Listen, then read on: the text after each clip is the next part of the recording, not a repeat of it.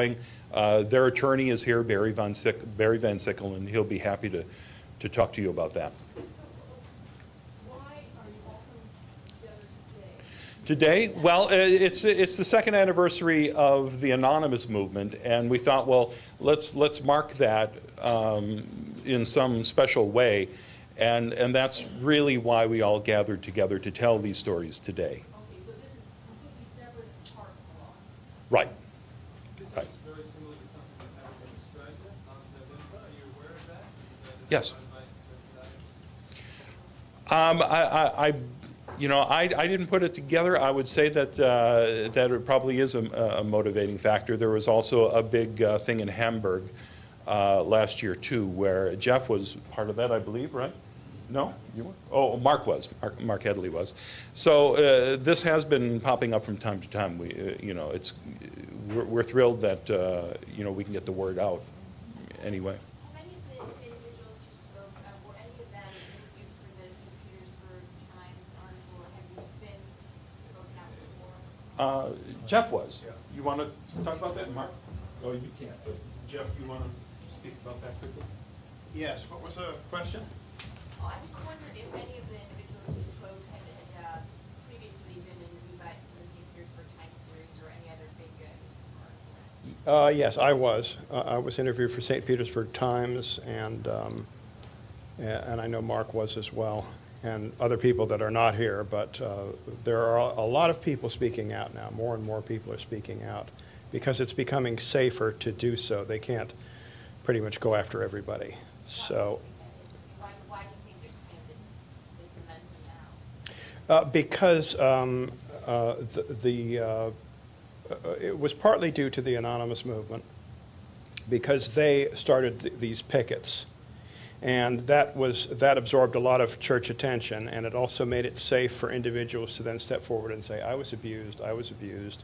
That started happening, and then that started snowballing with more and more people speaking out, and now it has become very, very safe to speak out against the church because, like I say, they can't go after everybody. And in previous years, there were so few people speaking out that they could, narrow in on those few people, follow them with private investigators, and harass them until they shut up. And now it's just becoming very, very widespread. And part of the reason for that, I think, is because the church itself is disintegrating. I'll just tell you exactly in my case. I gave you some of the details concerning my employment history with the Scientology organization, and basically what's happened is I brought a lawsuit. My case was filed last year, and my case is basically saying that they've broken the labor laws, and they're involved in human trafficking. And my wife has also brought a case against them for coerced and forced abortions, as well as violations of the labor laws and human trafficking. And essentially, what's occurring is that they're producing products, and they're employing people. They're telling the people that work for them, their employees, that they're volunteers and that they don't have to be paid, and they're not paying these people. The reason why I get followed by private investigators, and they've spent millions and millions of dollars fighting my case, is that currently they have 5,000 employees worldwide. They pay each of those people $50 a week. If they were found in violation of labor laws and they were enforced with the Scientology organization, their weekly pay of $250,000 that they spend on labor would go up to nearly $4 million a week, which is, $200 million a year. So this is a very big deal. There's a lot at stake. When I first came out and I first started speaking, I was maybe one of a handful of people that had spoken out against them. And in the years that I've been speaking out against them, I've experienced insane amounts of harassment and intimidation. And the fact that more and more people are coming out, they're getting spread thinner and thinner. And like Jeff said, they can't go after everybody. Now there's approximately anywhere from 20 to 50 people that are now speaking out. And this is occurring in America, this is occurring in Germany, this is occurring in Australia, this is occurring in Europe. It's basically, there's basically the exact same thing. Scientology only has one set of policies, and those are applied worldwide.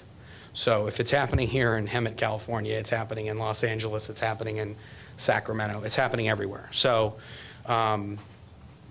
that's basically, that's what's happening with the cases. The cases are scheduled for a November 2010 trial date right now. That's my case specifically. There are another 3 cases that have been filed against them that are very similar to mine. And yeah, they've hired the best labor attorneys money can buy, multiple firms to represent them in their various organizations.